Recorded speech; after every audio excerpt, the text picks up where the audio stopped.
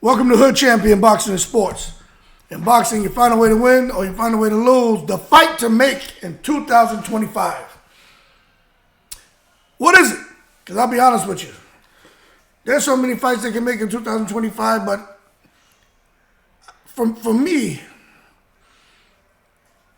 I think the fight to make in 2025 is either Canelo, Terrence Crawford,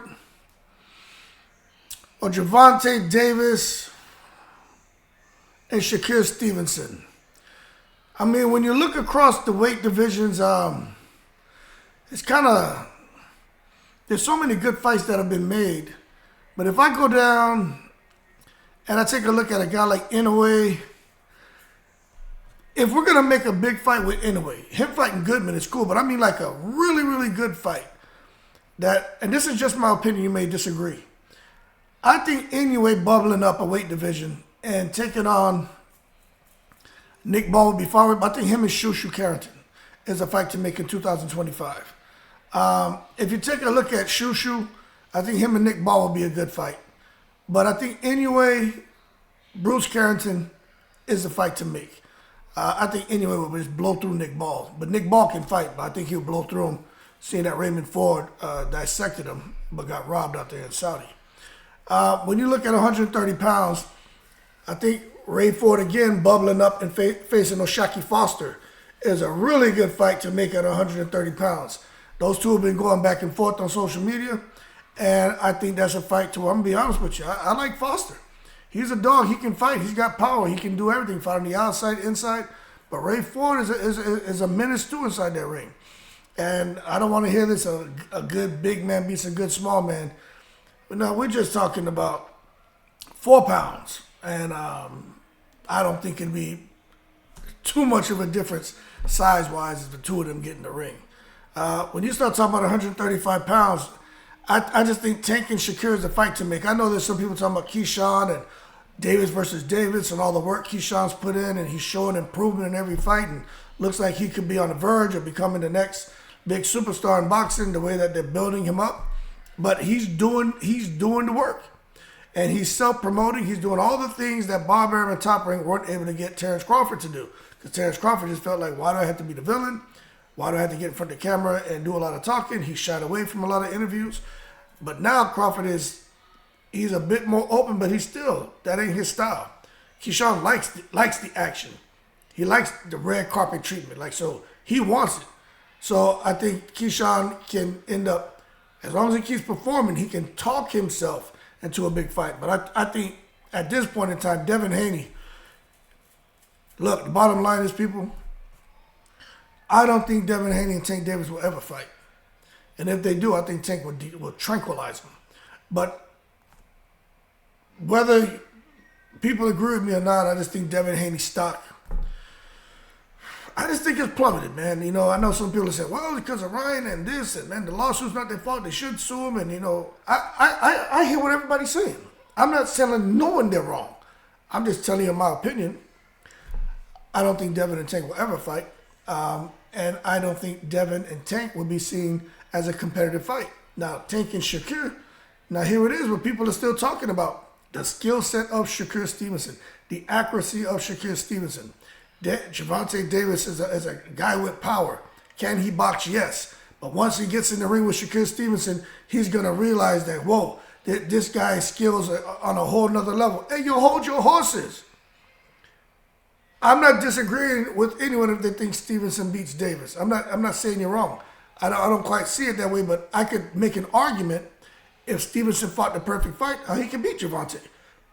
But let's be, come back to reality and shit.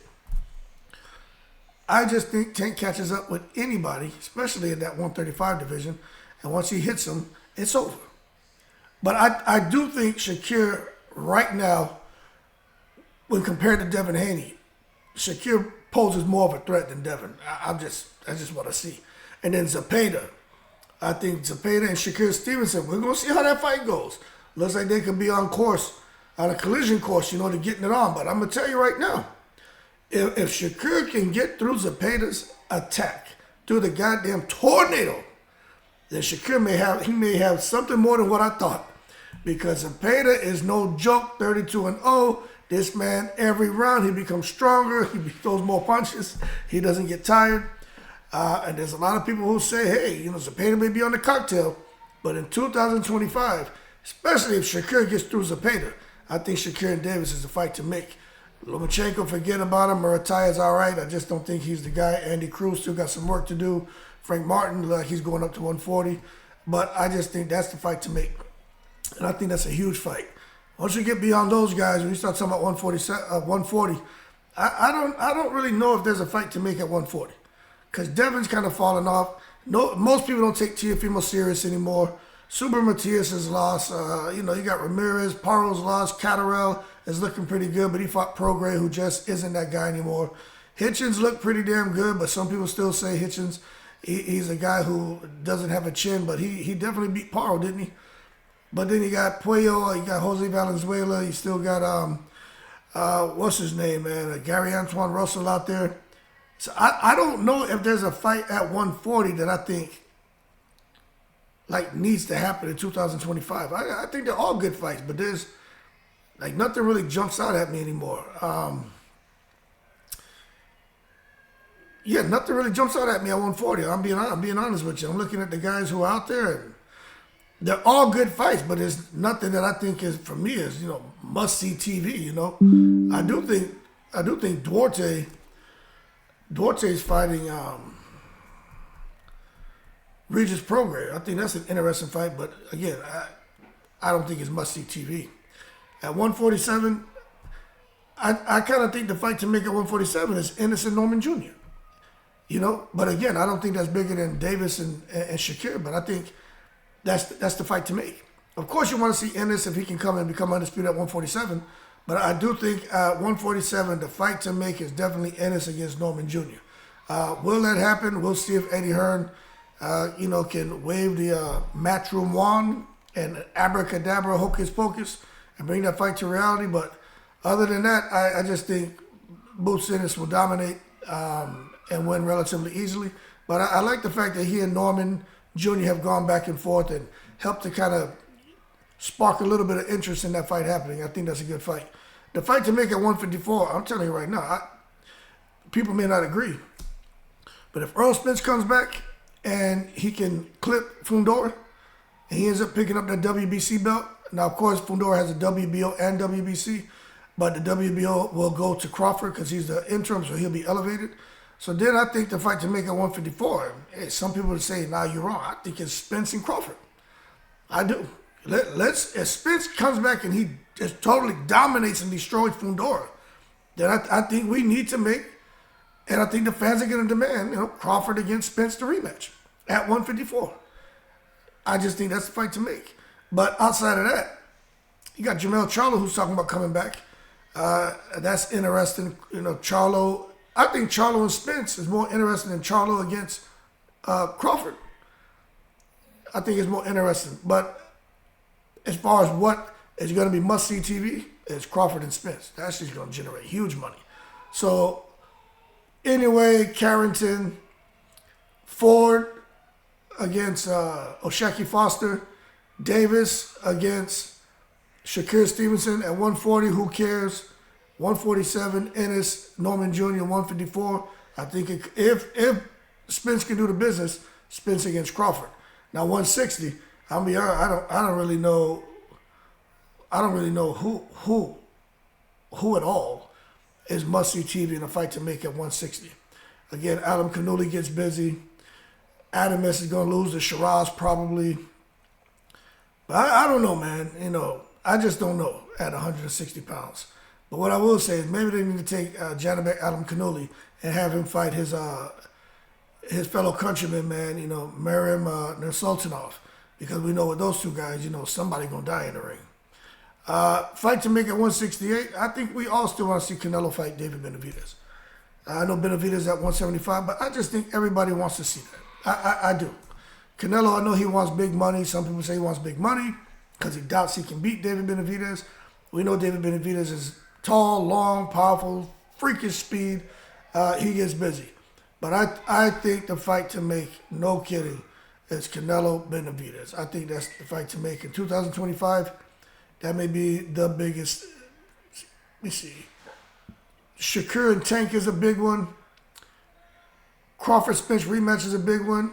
Crawford Canelo is a big one.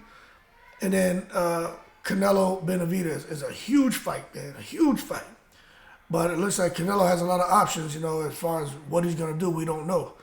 At 175, look, I just think the fight to make there was Benavidez and Bivol, and it happened, and they're going to have a rematch. But outside of that, David Benavidez and Morrell, that's signed, so that's happening. But outside of those guys, I don't really know what. Of course, the winners of those fights, unless Bivol wins, and they probably have a trilogy with Benavidez. But if he loses, and Benavidez, the winner of Benavidez-Morrell will face Benavidez. So I think at 175, we're getting the fights that need to be made. Everybody else, good luck to them, but I don't think any of them are must-see TV. At cruiserweight, I think Apatai and Zurdo Ramirez. I think Apatai and Zurdo Ramirez is the fight to make. Apatai is an IBF champ. Zurdo has the WBO and WBA belts. And Badu Jack is just taking up space. But I definitely think the fight to make is Apatai against Zurdo. And I tell you what, if Malik Scott is able to pull a rabbit out of his ass and get Zurdo to beat Apatai, then I'll start cutting Malik Scott some slack. And I'll say, you know what? It's not Malik Scott. It's probably just Deontay Wilder. And Malik Scott probably has tried to talk to his friend, but his friend is stubborn, like everybody says. And that's why Deontay Wilder's look horrible. Because, let's be real, Malik Scott has helped Zurdo Ramirez become a unified champion at cruiserweight. And that matters, right? Then at heavyweight, as far as the fight to make, for me, right? For me at heavyweight, the fight to make is Bakoli Zhang. That's the fight that I want to see. I'm not worried about Sesame Street, Dynamite, Daniel Dubois. I'm not worried about Hergovic, Wardley. I'm not worried about Caballel. I'm not worried about Coley. I'm not worried about none of those guys. AJ, Fury, I don't care. Put Bakoli in with Zhang. That is the fight to make in 2025, because I'm telling you, somebody gonna die in that ring. That is a very violent fight. Someone's going to get knocked out. And, I don't know who it's going to be, because we know what Zhang can do. He can get gas. But with McCauley, doesn't look like he gets gas, but he did lose to Michael Hunter. So for those of you who are saying that McCauley's just going to walk through Zhang, and you hold your horses, and let's not take it to the stupid. Because he sure as hell ain't walked through Michael Hunter, and he hasn't rematched Michael Hunter, and I get it. He's on the bigger and better, more money, bigger names. I get it. But it sure as hell ain't rematch Michael Hunter. Why? Makes you wonder, right? Anyway, that's how I see it for 2025 and the fights that need to be made. But if you say, okay, you listen to all these fights, what do you think is the biggest fight? I think Crawford Canelo is the biggest fight. I think Crawford Canelo. Then I think Benavidez Canelo. Then I think Crawford against Spence. That's what the rematch. That's how I see it. But anyway, y'all leave the comments below. Let me know what you think. I'm in the breeze.